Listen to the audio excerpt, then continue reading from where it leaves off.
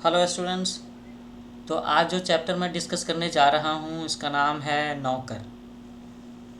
जो बच्चे NCERT CBSE का सिलेबस फॉलो कर रहे हैं और उनकी हिंदी की किताब है वसंत, क्लास 6 में पढ़ने वाले बच्चे, उनका चैप्टर नंबर 15 नौकर। आप देख रहे होंगे कि इसके साथ में यहाँ पर गांधी जी का भी चित्र बना हुआ है। तो भाई ये जो टाइटल है नौकर, इस नौकर शब्द का गांधी जी के जीवन के साथ में या उससे संबंधित एक लेख को लेकर के क्या संबंध हो सकता है, यही चीज़ हम लोग इसमें देखने वाले हैं। एक्चुअली मैं इसमें बहुत सारी ऐसी बातें बताने वाला हूँ जिससे आपको ये पता चलेगा कि गांधी जी अपने आश्रम में किस तरह का सफाई भरा, सादगी भरा, एक साधारण सा जीवन व्यतीत करते थे। तो वो विचारों के महान आदमी थे, उनके उद्देश्य बहुत बड़े बड़े थे, महान थे। उनका सबसे बड़ा उद्देश्य था भारत को अंग्रेज़ों की गुलामी से आज़ादी दिलाना, और इसके साथ साथ में वो जनमानस के मन में, लोगों के मन में ये भावना डालना चाहते थे कि हम सादगी भरा जीवन भी कैसे व्यतीत कर सकते हैं, और इसके वो बहुत बड़े एग्जाम्पल के तौर पर उन्होंने अपनी ज़िंदगी को पेश किया है। तो हम लोग आगे ये चैप्टर कंटिन्यू करते हैं। आश्रम में गांधी जी कई ऐसे भी काम करते थे जिन्हें आमतौर पर नौकर चाकर करते हैं। नौकर चाकर आई मीन सर्वेंट्स। जिस ज़माने में वे बैरिस्ट्री से हज़ारों रुपये कमाते थे, उस समय भी वे प्रतिदिन सुबह अपने हाथ से चक्की पर आटा पीसा करते थे। बैरिस्ट्री का मतलब यहाँ पर है कि पहले के समय में लोग जो वकालत का काम करते थे, लॉ की प्रैक्टिस करते थे, वकील, लॉयर्स, तो उनके काम को बैरिस्ट्री कहा जाता था। एक और बात क्या लिखी है कि उस समय में भी वो रेगुलरली अपने हाथ से चक्की का आटा पीसा करते थे। चक्की पर गेहूं का आटा, वही जो हम लोग पैकेट में खाते हैं ना, अन्नपूर्णा का पैकेट, शक्ति भोग का पैकेट। तो एक्चुअली में ये गेहूं से आटा पीस करके पैकेट में होकर के आपके पास में आता है। कई सारे बच्चे होंगे जिन्होंने चक्की हो सकता है ना देखी हो, है ना। चक्की चलाने में कस्तूरबा और उनके लड़के भी हाथ बटाते थे। तो बच्चों, कस्तूरबा कौन है? कस्तूरबा महात्मा गांधी जी की पत्नी का नाम है, और उनके लड़के का मतलब है गांधी जी के बच्चे। तो इस प्रकार घर में रोटी बनाने के लिए महीन या मोटा आटा वे खुद पीस लेते थे। महीन और मोटे आने का मतलब क्या है कि आमतौर पर लोग चाहते हैं कि आटा बहुत ही महीन हो, है ना, बहुत ही बारीक हो। लेकिन जितना ही महीन आटा होगा, जितना बारीक होगा, उतना ज़्यादा वो हमारे शरीर के लिए फ़ायदेमंद कम होगा। मोटा आटा हम लोगों के लिए ज़्यादा फ़ायदेमंद है, वो आटा जिसमें चोकर होता है या वो जो थोड़ा सा मोटा है। डाइजेशन पॉइंट ऑफ व्यू से कभी इसके बारे में मैं बाद में बताऊंगा। तो साबरमती आश्रम में भी गांधी जी ने पिसाई का काम जारी रखा, आटा पिसाई का काम। वो चक्की को ठीक करने में कभी कभी घंटों मेहनत करते थे। भाई चक्की क्या है? चक्की एक मशीन है ना।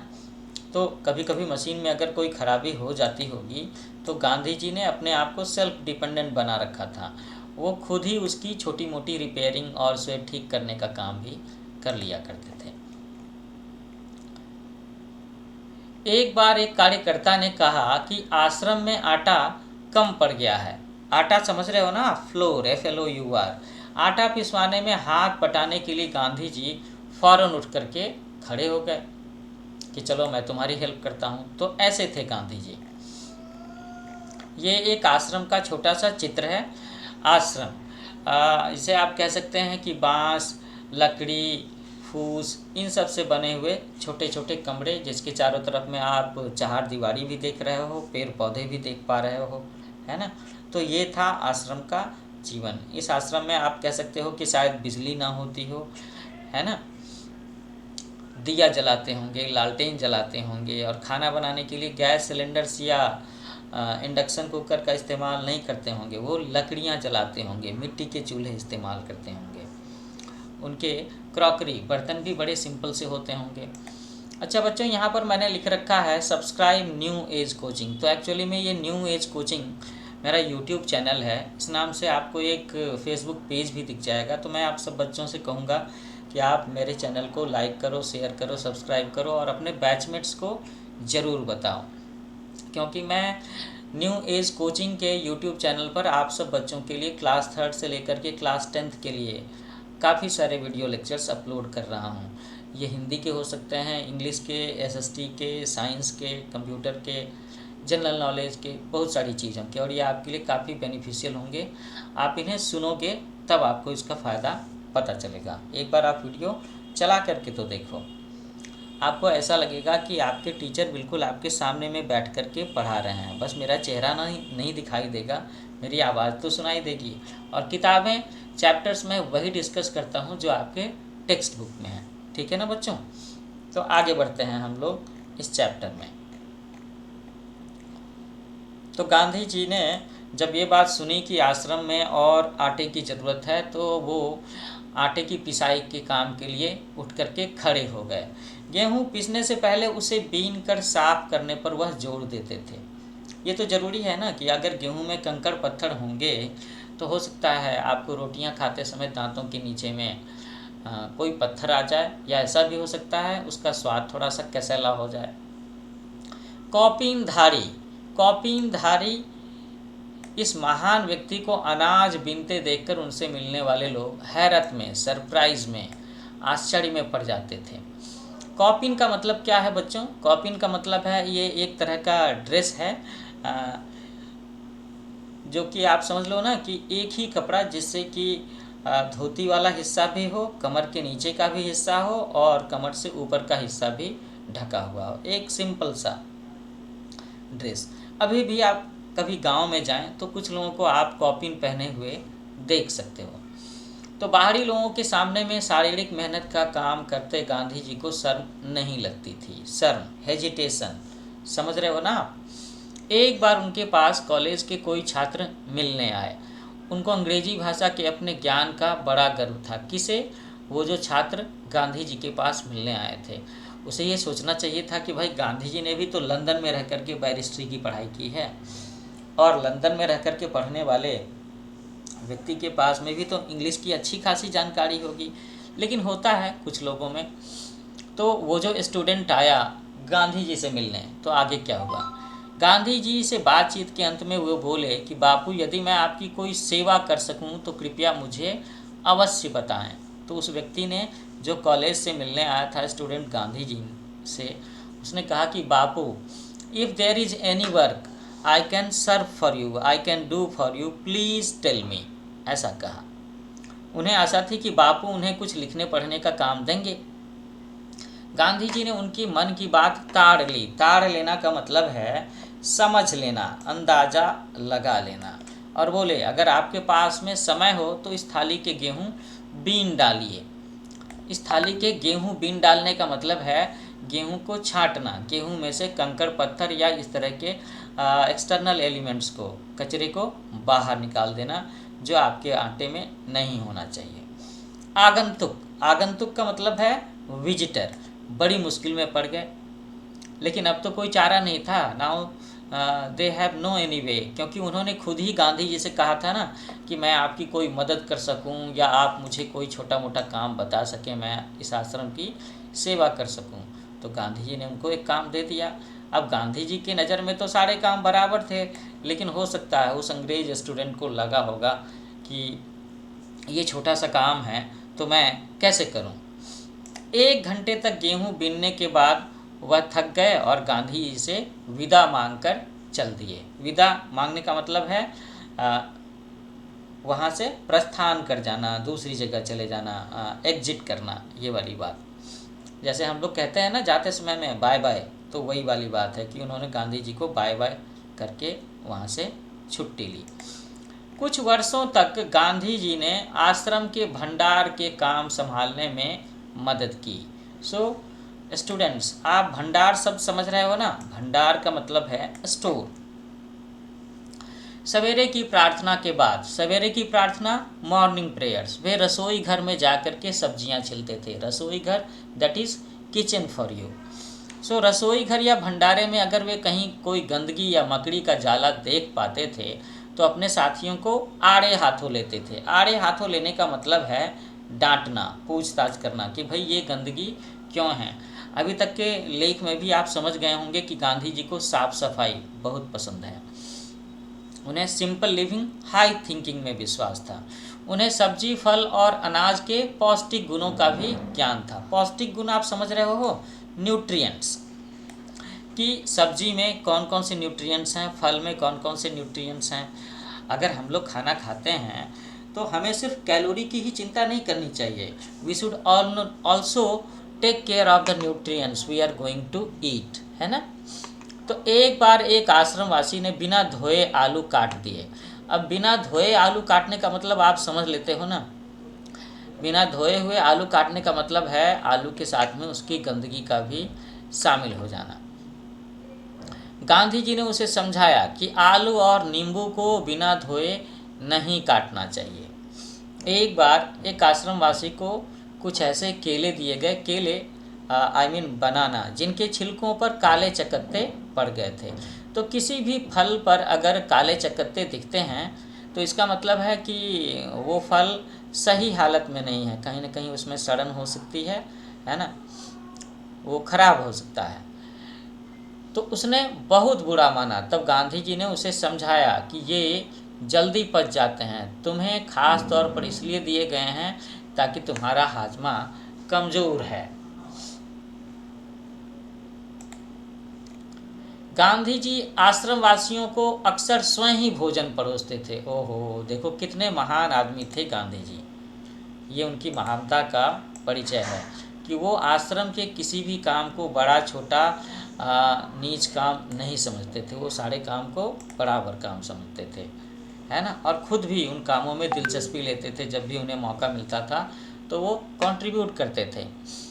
इस कारण वे बेचारे बेस्वाद उबली हुई चीज़ों के विरुद्ध कुछ भी कह नहीं पाते थे। इसका कहने का मतलब है कि गांधी जी और गांधी जी के आश्रम में जो खाना बनाया जाता था उसमें पौष्टिकता का ख्याल रखा जाता था, साफ़ सफाई का ख्याल रखते थे, लेकिन स्वादिष्ट होना, टेस्टी होना, मसालेदार होना, इसके ख्याल नहीं रखा जाता था। उबली हुई सब्जियां खाने को दिया जाता था।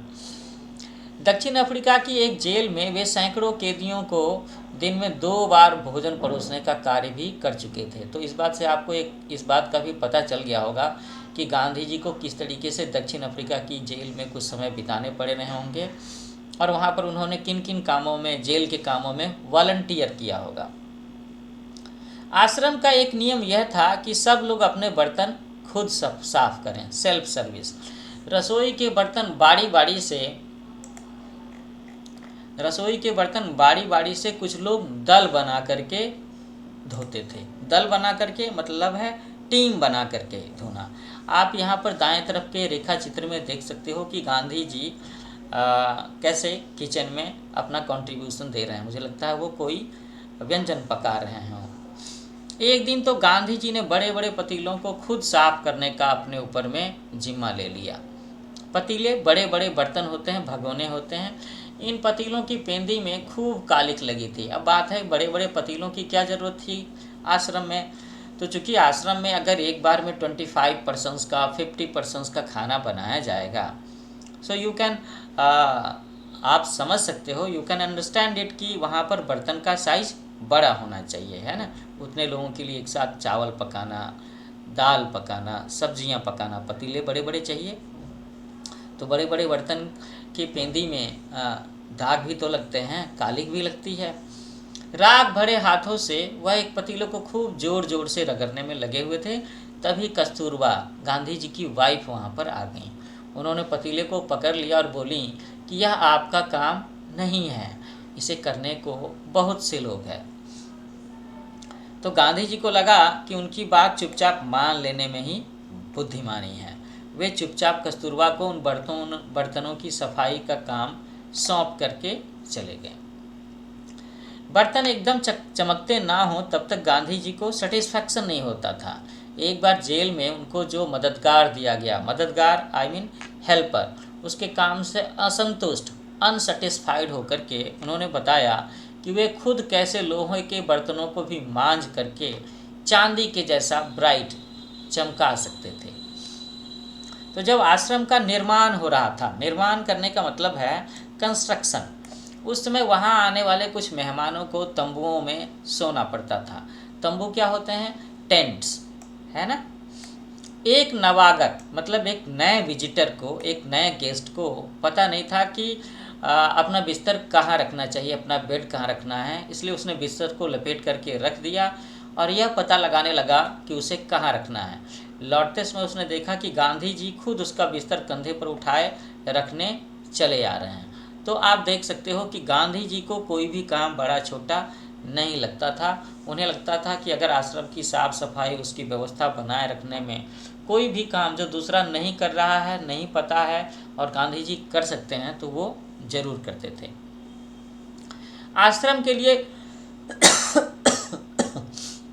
एक्सक्यूज मी, आश्रम के लिए बाहर बने कुएं से पानी खींचने का काम भी वे रोज करते थे। कुएं से पानी खींचने का मतलब यह है बच्चों कि उस समय में आज के ज़माने के बोरिंग, पंपिंग सेट या ये जो नलके से पानी आता है ना, टैप से आपके कमरे में, घरों में, वो व्यवस्था नहीं थी। लोगों को कुएं से पानी खींचना होता था। आप गांव में कुएं देख सकते हो। एक दिन गांधी जी कुछ अस्वस्थ थे और चक्की पर आटा पीसने के काम में हिस्सा बटा चुके थे। उनके एक साथी ने उन्हें थकावट से बचाने के लिए अन्य आश्रमवासियों की सहायता से सभी बड़े छोटे बर्तनों में पानी भर डाला। मैं सोच रहा हूँ कि क्यों ना आपको कुएं का चित्र दिखा दूँ। हो सकता है कुछ बच्चों के मन में कि कोई क्यूरियोसिटी हो कि आखिर कुएं होते कैसे हैं, है ना। तो मैं कुआं दिखाता हूँ आपको। ये देखो आप, कुआं कैसा होता है। इस तरह के कुएं होते हैं, ऐसे कुएं होते हैं, ऐसे कुएं होते हैं, है ना। और उसमें पानी ऐसे आता है। ये देखो, इस कुएं में कोई व्यक्ति गया हुआ है। ये एक कुआं है। तो गांव में कुएं इस तरह के होते हैं, और जो कुएं इस्तेमाल नहीं होते हैं तो वो उसमें इस तरह से जंगल झाड़ भी उग जाया करती है। गांव, अगर आपको कुएं देखना होगा तो गांव जाना होगा, या फिर अपने आसपास में किसी बड़े बुजुर्ग से बातें करो, ही कैन हेल्प यू। ठीक है। कुओं के बाद में इस तरह के चापाकल का प्रचलन हुआ, लेकिन अभी भी आपको गांव में कुएं दिख जाएंगे। वापस हम लोग चैप्टर पर आते हैं। तो आश्रम के लिए बाहर बने कुएं से पानी खींचने का काम भी वे रोज करते थे। एक दिन गांधी जी कुछ अस्वस्थ थे। अस्वस्थ होने का मतलब क्या है? सिक होना, बीमार होना, और चक्की पर आटा पीसने के काम में हिस्सा बटा चुके थे। उन्होंने एक साथी से उन्हें थकावट से बचाने के लिए अन्य आश्रम वासियों की सहायता से सभी बड़े छोटे बर्तनों में पानी भर डाला।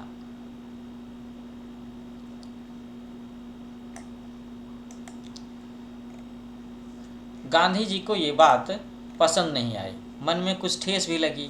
उन्होंने बच्चों के नहाने का एक टब उठा लिया और कुएं से उसमें पानी भरकर टब को सिर पर उठाकर आश्रम में ले आए। बेचारे कार्यकर्ता को बहुत पछतावा तो होना था, क्योंकि उसने अपना काम खुद से नहीं किया, अपने काम में उसने बाकी लोगों को इन्वॉल्व किया। जबकि आश्रम के काम में आश्रम की व्यवस्था ये थी कि वहाँ पर किसी को भी बड़ा या छोटा नहीं माना जाता था, और कोई भी काम बड़ा छोटा नहीं माना जाता था। शरीर से जब तक बिल्कुल लाचारी ना हो, मतलब कि बंदा बीमार ना हो, अस्वस्थ ना हो, सिक ना हो, तब तक गांधी जी को ये बात बिल्कुल पसंद नहीं थी कि महात्मा या बूढ़े होने के कारण उनको अपने हिस्से का दैनिक शारीरिक श्रम, physical labour, daily physical labour ना करना पड़े। उनमें हर प्रकार का काम करने की अद्भुत क्षमता थी, डिवाइन पावर, है ना। वह थकान का नाम भी नहीं जानते थे, थकान, टायर्ड होना। दक्षिण अफ्रीका में बोर युद्ध के दौरान उन्होंने घायलों को स्ट्रेचर पर लाद कर एक एक दिन में 25-25 मील तक ढोया था। मील का मतलब है mile, MILE। 1 mile is equal to 1.6 kilometres. You must know about it. वह मीलों पैदल चल सकते थे। दक्षिण अफ्रीका में जब वे टॉल्स्टॉय बाड़ी में रहा करते थे, तब पास के शहर में कोई काम होने पर दिन में अक्सर 42 मील तक पैदल चलते थे। 42 मील आप समझ सकते हो कितनी बड़ी दूरी होगी, अराउंड 70 to 75 किलोमीटर्स। इसके लिए वो घर में बना कुछ नाश्ता साथ लेकर सुबह 2 बजे ही निकल पड़ते थे। सुबह 2 बजे को आप रात के 2 बजे के तौर पर समझेंगे, है ना, रात के 2 बजे, 2 AM। शहर में खरीदारी करते और शाम होते होते वापस फॉर्म पर लौट आते थे। उनके अन्य साथी भी उनके उस उदाहरण का खुशी खुशी अनुकरण करते थे। अनुकरण करने का मतलब है फॉलो करना, है ना। तो एक्चुअली में गांधी जी आदर्श प्रस्तुत करते थे कि हाँ, आप इतनी मेहनत भी कर सकते हैं, आपको अपने काम खुद करने चाहिए और फिजिकल लेबर से डरना नहीं चाहिए, हेजिटेट नहीं करना चाहिए। एक बार किसी तालाब की भराई का काम चल रहा था जिसमें गांधी जी के साथी लगे हुए थे। एक सुबह काम ख़त्म करके वे लोग फावड़े, कुदाल और टोकरियाँ, फावड़े, कुदाल और टोकरियाँ क्या हैं? दीज आर टूल्स, है ना। टोकरी, बास्केट और फावड़े और कुदाल होते हैं मिट्टी को ज़मीन से निकालने के लिए, खुदाई करने के लिए। जब वे वापस लौटे तो देखते हैं कि गांधी जी ने उनके लिए तस्तरियों में, तस्तरी का मतलब है प्लेट्स में, नाश्ते के लिए फल, नाश्ता आप समझते हो कि ब्रेकफास्ट, आधे तैयार करके रखे हैं। एक साथी ने पूछा कि आपने हम लोगों के लिए यह सब कष्ट क्यों किया? आपने हम लोगों के लिए इतना पेन क्यों लिया? क्या ये उचित है कि हम आपसे सेवा कराएं? तो गांधी जी के दोस्तों ने, परिचितों ने कहा कि ये ठीक नहीं लगता, इट इज़ नॉट जस्टिफाइड कि हम आपसे सेवा करवाएं। गांधी जी ने मुस्कुरा करके उत्तर दिया, क्यों नहीं, मैं जानता था कि तुम लोग थके मांदे लौटोगे। तुम्हारा नाश्ता तैयार करने के लिए मेरे पास में खाली समय था, स्पेयर टाइम था, खाली समय था गांधी जी के पास में। तो उन्होंने अपने सहयोगियों के लिए, अपने दोस्तों के लिए, अपने साथ रहने वाले लोगों के लिए नाश्ता बना दिया। दक्षिण अफ्रीका में रहने वाले भारतीयों के जाने माने नेता के रूप में गांधी भारतीय प्रवासियों की मांगों को ब्रिटिश सरकार के सामने रखने के लिए एक बार लंदन गए। प्रवासी भारतीय, प्रवासी आप समझते हो ना, NRI, नॉन रेजिडेंट इंडियंस। तो बहुत सारे बच्चे समझते होंगे कि गांधी जी ने आंदोलन वाला काम, है ना, क्रांति वाला काम, सत्याग्रह का काम, या भारतीय लोगों को स्वतंत्रता दिलाने का काम, या इस तरह की ये जो लड़ाई है, सत्य और अहिंसा वाली लड़ाई, उन्होंने भारत में ही शुरू की। तो मैं उन सब बच्चों को बताना चाहूँगा कि गांधी जी लंदन से बैरिस्टर बनने के बाद में वो साउथ अफ्रीका में रहे और वहाँ पर उन्होंने अपनी बैरिस्ट्री की प्रैक्टिस की, लॉयर के तौर पर काम किया। और इसके साथ साथ में उस समय में दक्षिण अफ्रीका में जितने भी भारतीय रहा करते थे उनके अधिकारों के लिए लड़ने का भी काम किया। मैं आपको ये भी बताना चाहूँगा कि उस समय साउथ अफ्रीका भी उसी तरीके से गुलाम देश था जैसे कि भारत गुलाम देश था, और भारत और दक्षिण अफ्रीका ये दोनों ही गुलाम थे इंग्लैंड के, ब्रिटेन के। तो गांधी जी ने लोगों के अधिकार की पहली लड़ाई साउथ अफ्रीका से ही शुरू की थी। तो गांधी जी ब्रिटिश सरकार के सामने में गए थे। वहाँ उन्हें भारतीय छात्रों ने एक शाकाहारी भोज में निमंत्रित किया।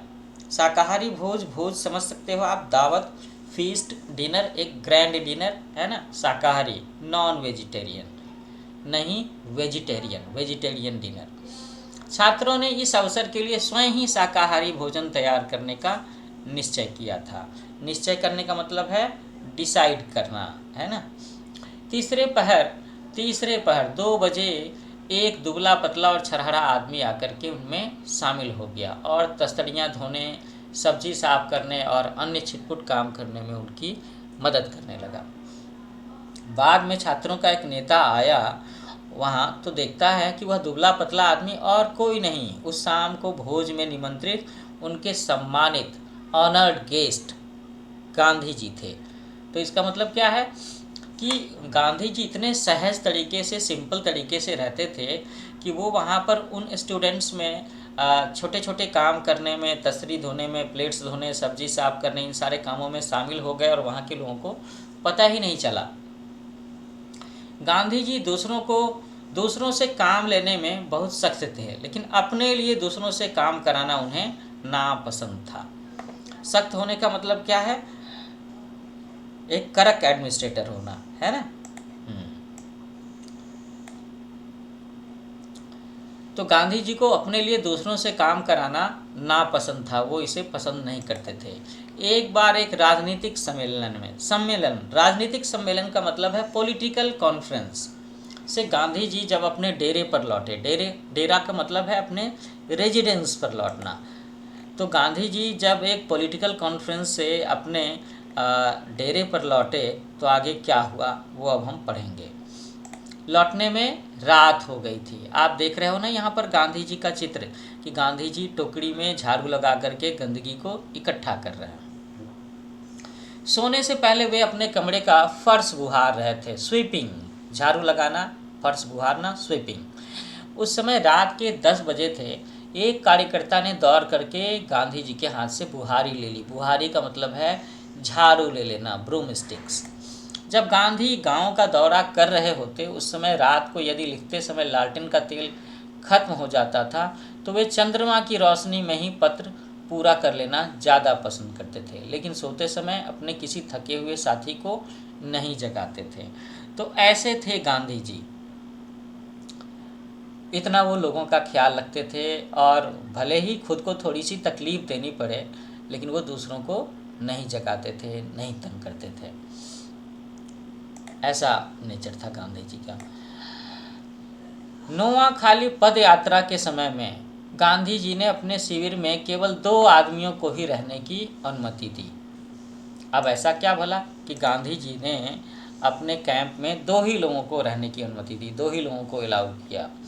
इन दोनों को यह नहीं मालूम था कि खाखरा कैसे बनाया जाता है। तो बच्चों, खाखरा एक गुजराती रेसिपी है जिसके बारे में मैं बाद में आपको बताऊंगा। आप इसके बारे में थोड़ा सा मेरे लेक्चर के डिस्क्रिप्शन में भी पढ़ सकते हैं। तो इस पर गांधी जी स्वयं रसोई में जा बैठे और निपुण रसोइये की तरह से, एक्सपर्ट कुक की तरह से, है ना, एक मास्टर कुक की तरह से उन्होंने खाखरा बनाने की विधि, स्टेप्स, मेथड्स बताया। उस समय गांधी जी की अवस्था का मतलब है एज। उस समय गांधी जी की एज क्या थी? 78 वर्ष, 78 years old. Gandhi ji was 78 years old at that time. Gandhi ji को बच्चों से बहुत प्रेम था। उन्होंने अपने बच्चों के जन्म के 2 माह बाद भी उन्होंने कभी किसी दाई को बच्चे की देखभाल के लिए नहीं रखा। वे मानते थे कि बच्चे के विकास के लिए माँ बाप का प्यार और उनकी देखभाल अनिवार्य है। दाई आप समझ रहे हो ना, हाउसमेट। वे माँ की तरह बच्चों की देखभाल कर सकते थे, खिला पिला और बहला सकते थे। एक बार दक्षिण अफ्रीका में जेल से छूटने के बाद घर लौटने पर उन्होंने देखा कि उनके मित्र की पत्नी श्रीमती पोलक बहुत ही दुबली और कमज़ोर हो गई हैं। उनका बच्चा उनका दूध पीना छोड़ता नहीं था और वह उसका दूध छुड़ाने की कोशिश कर रही थी। दूध छुड़ाने का मतलब ये है बच्चों कि जैसे छोटे बच्चे होते हैं ना, शुरुआत में तो अपने माँ की दूध से ही पलते बढ़ते हैं, लेकिन एक उम्र होती है 1 1.5 साल 2 साल, उसके बाद में छोटे बच्चों को धीरे धीरे बाकी सारे जो खाने की चीज़ें हैं, जैसे कि थोड़ा सा रोटी, थोड़ा सा चावल, थोड़ा सा दाल, थोड़ी सी सब्जियां, धीरे धीरे वो खाना शुरू करना चाहिए। तभी उनके शरीर को प्रॉपर न्यूट्रिशन मिल पाएगा और उनकी शरीर की सही ग्रोथ हो पाएगी। लेकिन चूँकि बच्चों को बचपन से ही दूध पीने की आदत होती है तो ये आदत छुड़ाने में कभी कभी थोड़ा सा टाइम लगता है। कुछ बच्चे जल्दी छोड़ देते हैं, कुछ बच्चों नहीं छोड़ते हैं। तो गांधी जी बता रहे हैं अपने पड़ोसी के बारे में कि उनके मित्र की पत्नी श्रीमती पोलक बहुत ही दुबली और कमज़ोर हो गई हैं। उनका बच्चा दूध नहीं छोड़ रहा था। बच्चा उन्हें चैन नहीं लेने देता था और रो रो कर उन्हें जगाए रखता था। गांधी जी जिस दिन लौटे उसी रात से उन्होंने बच्चे की देखभाल का काम अपने हाथों में ले लिया। सारे दिन बड़ी मेहनत करने, सभाओं में भाषण देने के बाद 4 मील पैदल चल करके, 4 मील का मतलब है 6.4 किलोमीटर्स, गांधी जी कभी कभी रात को 1 बजे घर में पहुंचते थे और बच्चे को श्रीमती पोलक के बिस्तर पर से उठा करके अपने बिस्तर पर लिटा लेते थे ताकि अगर बच्चा रोए तो वो उसको चुप करा सकें, है ना। और अगर बच्चा चुपचाप रहेगा तो श्रीमती पोलक आराम से रात में सो पाएंगी, चैन की नींद ले पाएंगी। वह चारपाई के पास एक बर्तन में पानी भर कर के रख लेते ताकि यदि बच्चे को प्यास लगे, है ना, अगर बच्चे को प्यास लगे तो उसे पिला दें। लेकिन इसकी ज़रूरत ही नहीं पड़ती थी, बच्चा कभी नहीं रोता और उनकी चारपाई पर रात में आराम से सोता रहता था। ये एक बढ़िया कोइंसिडेंस था कि वो गांधी जी के पास में रह कर के आराम से सोता रहता था। एक पखवाड़े तक, एक पखवाड़े का मतलब है एक पखवाड़ा दैट इज़ 15 डेज, 1 फोर्टनाइट तक माँ से अलग सुलाने के बाद बच्चे ने माँ का दूध छोड़ दिया। अब उसे आदत लग गई कि हाँ, वो माँ के दूध के बिना भी रह सकता है, बाकी सारे खाना जो दिया जाता है, हल्का सा दूध, रोटी, चावल, उसके साथ भी रह सकता है। तो एक हफ्ते के बाद बच्चे ने माँ का दूध छोड़ दिया। गांधी जी अपने से बड़ों का बड़ा आदर करते थे। दक्षिणी अफ्रीका में गोखले गांधी जी के साथ में ठहरे हुए थे। उस समय गांधी जी ने उनके दुपट्टे पर इस्त्री की। इस्त्री करने का मतलब है आयरन करना, है ना। वह उनका बिस्तर ठीक करते थे, उनको भोजन परोसते थे, उनके पैर दबाने को भी तैयार रहते थे। गोखले उम्र में बड़े थे गांधी जी से, गांधी जी उनका बहुत आदर करते होंगे, तो गोखले बहुत मना करते थे, लेकिन गांधी जी नहीं मानते थे। महात्मा कहलाने से बहुत पहले एक बार दक्षिण अफ्रीका से भारत आने पर गांधी जी कांग्रेस के अधिवेशन में गए। वहाँ उन्होंने गंदे पाखाने, टॉयलेट्स को साफ किया और बाद में उन्होंने एक बड़े कांग्रेसी नेता से पूछा कि मैं आपकी क्या सेवा कर सकता हूँ, how can I help you, how can I serve you. तो ऐसे थे गांधी जी। नेता ने कहा कि मेरे पास बहुत से पत्र इकट्ठे हो गए हैं जिनका जवाब देना है, मेरे पास कोई कारकुन नहीं है। अब ये कारकुन क्या चीज़ है जिसे यह काम दूं? कारकुन का मतलब मुझे लग रहा है असिस्टेंट, है ना। तो उसने क्या कहा कि मेरे पास में कोई असिस्टेंट नहीं है, हेल्पर नहीं है जिसे यह काम दूं, क्या तुम यह काम करने को तैयार हो? तो गांधी जी ने कहा कि ज़रूर, मैं ऐसा कोई भी काम करने को तैयार हूं जो मेरी सामर्थ्य से बाहर ना हो। सामर्थ्य का मतलब है कैपेसिटी। यह काम उन्होंने थोड़े ही समय में समाप्त कर डाला। आखिर ये लिखने पढ़ने का काम था। और इसके बाद उन्होंने उस नेता की कमीज़ के बटन आदि लगाने और उसकी अन्य सेवा का काम भी खुशी से किया। जब कभी आश्रम में किसी सहायक को रखने की आवश्यकता होती थी, आवश्यकता का मतलब क्या है? ज़रूरत, नीड, तब गांधी जी किसी हरिजन को रखने का आग्रह करते, रिक्वेस्ट करते। उनका कहना था कि नौकरों को हमें वेतन भोगी मजदूर नहीं, अपने भाई के समान मानना चाहिए। इसमें कुछ कठिनाई हो सकती है, कुछ चोरियां हो सकती हैं, फिर भी हमारी कोशिश सर्वथा निष्फल नहीं जाएगी, उसका कुछ न कुछ फल जरूर मिलेगा। बच्चों, यहाँ पर एक शब्द है हरिजन। तो मैं सोच रहा हूँ कि एक बार आपको ज़रा सा ये चीज़ ब्रीफ कर दूँ कि हरिजन किसे कहते हैं।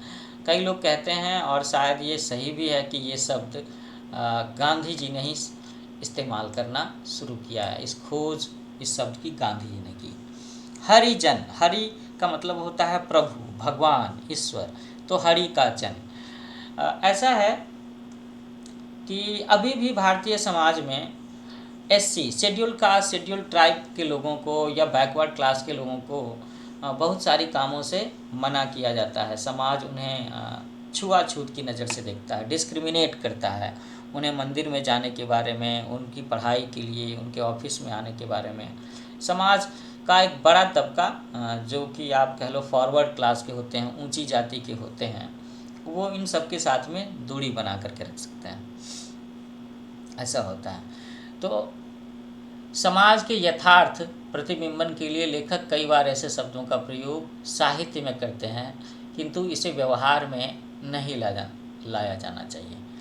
तो हरिजन का मतलब यहाँ पर है नीची तबके के, नीची जाति के लोग, शेड्यूल कास्ट के लोग, शेड्यूल ट्राइब के लोग, बैकवर्ड क्लासेस के लोग, अक्सर जिससे समाज उतना सम्मान नहीं देता, उन्हें वो दर्जा नहीं देता आसानी से। तो गांधी जी का ये सोचना था कि हमें नौकरों को हमें वेतन भोगी मजदूर नहीं, अपने भाई के समान मानना चाहिए। मैंने कहा था ना कि गांधी जी हर काम को बराबर का मानते थे। उन्हें यह मालूम ही न था कि किसी को नौकर की भांति कैसे रखें। वो क्लासीफाई नहीं करना चाहते थे ना कि ये नौकर है और वो क्लर्क है, वो ऑफिसर है। वो सबको एक जैसी नज़र से देखते थे। एक बार भारत की जेल में उनके कई साथी कैदियों को उनकी सेवा टहल का काम सौंपा गया। सेवा टहल का मतलब है उनकी हेल्प करना, उनका बिस्तर सजाना, उनके पैर दबाना, मदद करना। एक आदमी उनके लिए फल धोता या काटता, दूसरा बकरियों को दूहता, तीसरा उनके निजी नौकर की तरह से काम करता और चौथा उनके टॉयलेट की सफाई करता। एक ब्राह्मण कैदी उनके बर्तन धोता था और 2 गोरे यूरोपियन प्रतिदिन उनकी चारपाई बाहर निकलते थे। तो बच्चों सोच लो कि ये जो यूरोपियन लोग भी थे वो भी गांधी जी की कायल थे, उनकी सफाई के, उनकी सादगी के, उनकी महानता के। तो गांधी जी ने देखा कि इंग्लैंड में ऊंचे घरानों में घरेलू नौकरों को परिवार का आदमी माना जाता था। एक बार एक अंग्रेज़ के घर से विदा लेते समय उन्हें यह देखकर खुशी हुई कि घरेलू नौकरों का उनसे परिचय नौकरों की तरह नहीं बल्कि परिवार के सदस्य के समान कराया गया। ये एक बड़ी ही अच्छी बात है और इस चीज़ को सीखने में हमारे समाज में भी अपनाया जाना चाहिए। क्या कि हमें भी अपने घरेलू नौकरों के साथ में अच्छा व्यवहार करना चाहिए, है ना।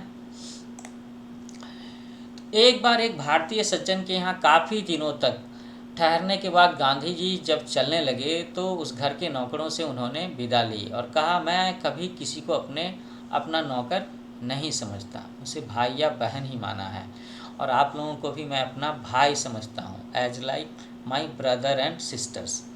आपने मेरी जो सेवा की है इसका प्रतिदान देने में, इसका प्रतिदान मतलब उसके बदले में कुछ देने में की सामर्थ्य मुझ में नहीं है, लेकिन ईश्वर आपको इसका पूरा फल देंगे, ऐसा कहा गांधी जी ने। तो गांधी जी के कहने का मतलब था कि जाते जाते समय उन्होंने उस घर के नौकरों के साथ में बड़े ही सहृदयता से बात की, परिवार के जन के जैसे बात की, आत्मीयता से बात की, उनके साथ उन्होंने बड़ा सम्मान और बड़ा प्रेम दिखाया। तो बच्चों इस तरीके से हम लोग इस चैप्टर के आखिरी हिस्से में पहुंच गए हैं। इस चैप्टर की लेखिका हैं अनु बंदोपाध्याय। तो यहाँ पर कुछ पंक्तियाँ लेखिका जी के बारे में हैं, उसे भी हमें ज़रूर पढ़ना जानना चाहिए।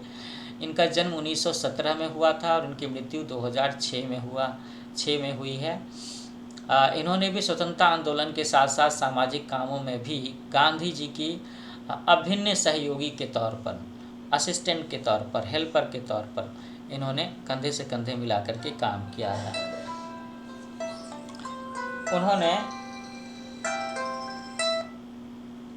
उन्होंने collected works of Mahatma Gandhi के संपादन मतलब एडिटर के अलावा कस्तूरबा ट्रस्ट के साथ भी काम किया है। बहुरूप गांधी में लेखिका ने गांधी जी की दिनचर्या के बारे में, उनकी रूटीन के बारे में काफ़ी रोचकता से लिखा है, जिन्हें गांधी जी खुशी से करते थे।